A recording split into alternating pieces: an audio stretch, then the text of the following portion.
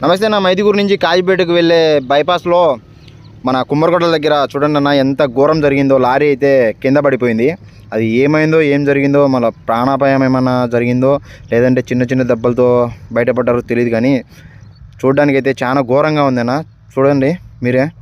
ఏమన్నా ఎదురొచ్చి కింద పడింది అనుకోవడానికి ఈ రోడ్డు అయితే 1 వే అన్న. ఎలా పడిందో ఏమో పాపం. ఇలాంటివి జరుగుతాయని ఇంట్లో వాళ్ళు బయటికి వెళ్తుంటే నైనా జాగ్రత్త నైనా, చిన్నగా పో, స్పీడ్ పోవాకు అని చెప్పేది. మనమేమో కరెక్ట్గానే పోతాం, కానీ ఎదుటి వాళ్ళు కూడా కరెక్ట్గా రావాలి కదా. చూడు, నష్టం అయితే జరిగిపోయింది. ఇప్పుడు ఏం కాకపోతే పర్లే, ఏమన్నా అయితేనే కుటుంబం ఒంటరైపోతుంది. కాబట్టి చిన్నగా పోవడం నేర్చుకోండి.